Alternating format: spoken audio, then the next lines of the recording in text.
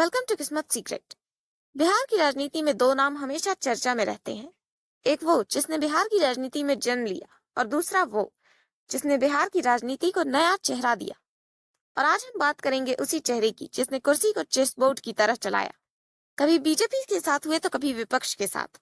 वो नेता जो कभी भी अपना रास्ता बदल सकते हैं पर शायद अपनी किस्मत नहीं। जी हाँ, हम बात कर रहे हैं नीतीश कुमार की। और आज के इस एपिसोड में हम बात करेंगे नीतीश कुमार और उनके नंबर्स की। नीतीश कुमार की डेट ऑफ बर्थ है 1 मार्च 1951। एक साधारण परिवार से निकलकर राजनीति के शिखर तक पहुंचना, यह उनकी मेहनत का ही नतीजा था। पर उनके स्वभाव में शुरू से ही एक बात साफ थी, वे कभी भीड़ का हिस्सा नहीं बने। 1970 के दशक में जेपी आंदोलन से उनकी राजनीति की शुरुआत हुई और धीरे धीरे वे इस दौर के सबसे प्रैक्टिकल नेताओं में गिने जाने लगे।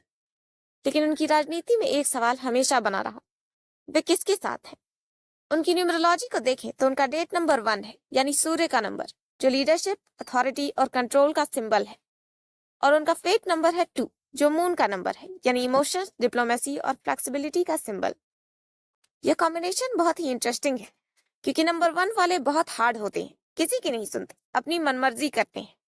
और नंबर 2 वाले कंप्रोमाइज करते हैं, कोऑपरेट करते हैं, दूसरों की हमेशा सुनते हैं। तो यहाँ उनका कॉम्बिनेशन उन्हें कंफ्यूज करता है, जिस वजह से कोई भी डिसीजन वे कंफर्म होकर नहीं ले पाते। उनके स्टार साइन एक्वेरियस की बात करें तो ऐसे लोग अलग सोच वाले, लॉजिक बेस्ड और जनता की नब्ज पकड़ने वाले होते हैं। पर एक्वेरियस की एक डार्क साइड भी है, अनप्रेडिक्टेबिलिटी। और यही अनप्रेडिक्टेबिलिटी नीतीश कुमार की पहचान बन चुकी है। अब उनके चार्ट की बात करें जिसमें उनका असली पॉलिटिकल पैटर्न छिपा है, तो सबसे पहले 111 की बात करेंगे। यह सूर्य का प्रभाव है, यानी सेल्फ बिलीफ और अथॉरिटी की पराकाष्ठा। ऐसे लोग मानते हैं कि मैं जो सोचता हूँ वही सही है। इनकी लीडरशिप नेचुरल होती है पर ये सलाह सुनना पसंद नहीं करते। 111 वाले लोग रेयरली किसी को फॉलो करते हैं, ये या तो टीम लीडर बनते हैं या अकेले चलते हैं। और यही गुण नीतीश कुमार को स्ट्रेटेजिक लर्नर बनाता है, जो हर अलायंस में तो रहता है पर किसी पर भरोसा नहीं करता। उनके चार्ट में 951 की विल लाइन भी मौजूद है, जो बताती है कि एक बार उन्होंने जो ठान लिया उससे पीछे नहीं हटते।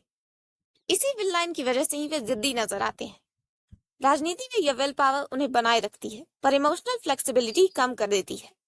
अब बात करें उनके 444 की, तो ऐसे लोग अनकन्वेंशनल सोच रखते हैं और भीड़ से हटकर चलते हैं। 444 का मतलब है डबल अनप्रेडिक्टेबिलिटी, डबल प्लानिंग और डबल कंफ्यूजन। इन्हीं नंबर्स के कारण नीतीश कुमार कभी एनडीए में, कभी यूपीए में और फिर वापस एनडीए में आते जाते रहते हैं। उनके विरोधी कहते हैं कि वे कुर्सी के लिए बदल जाते हैं, पर न्यूमरोलॉजी कहती है कि वे अपने अंदर के 444 को फॉलो कर रहे हैं, जो हमेशा नए रास्ते तलाशता है, चाहे दूसरों को बुरा ही क्यों ना लगे। नीतीश कुमार का नेम नंबर 34 है, जो पावर का नंबर है।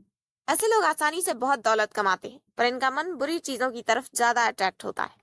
नीतीश कुमार को नंबर 1 की ताकत मिली है, पर हर ताकत के साथ एक कमजोरी भी होती है और उनकी कमजोरी है ट्रस्ट की कमी। न तो नीतीश कुमार के साथ वाले और न ही जनता उनसे पूरी तरह आश्वस्त रहती है। 1 और 2 का कॉम्बिनेशन उन्हें डिप्लोमेसी देता है, पर साथ ही उन्हें टू फेस्ड भी दिखाता है। कभी वे डेवलपमेंट की बात करते हैं तो कभी वही डेवलपमेंट पॉलिटिकल बार्गेनिंग बन जाती है। राजनीतिक आलोचक कहते हैं कि नीतीश कुमार आइडियोलॉजी नहीं, इक्वेशन के नेता है। और शायद यह बात गलत भी नहीं है, क्योंकि उनके नंबर्स भी कहते हैं कि उनकी लाइफ, लॉजिक और इमोशंस के बीच का कंफ्यूजन है। न्यूमरोलॉजी के अकॉर्डिंग नीतीश कुमार की किस्मत अब ट्रांजिशन के फेज में है। उनकी पर्सनल एनर्जी अब लीडरशिप से हट रही है, यानी आने वाले सालों में वे पावर से बाहर होने वाले हैं।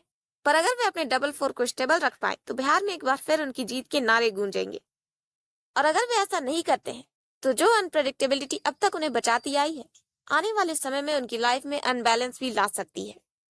तो ये था नीतीश कुमार का किस्मत सीक्रेट, एक ऐसा नेता जिसके अंदर सूर्य की अथॉरिटी है और चांद की डिप्लोमेसी भी, जो कंफ्यूज भी है और अपॉर्चुनिस्ट भी। क्योंकि जब किस्मत में 1 और 2 एक साथ आते हैं तो इंसान हमेशा 2 दिशाओं में खिंचता रहता है। अब आगे फैसला आपका है, क्या नीतीश कुमार बिहार के पॉलिटिकल डिप्लोमेट है या किस्मत के चेस प्लेयर? कमेंट में जरूर बताएं। और अगर आपको ऐसे ही न्यूमरोलॉजी बेस्ड ट्रुथ और पॉलिटिक्स के हिडन सीक्रेट्स पसंद है तो किस्मत सीक्रेट को सब्सक्राइब जरूर करें।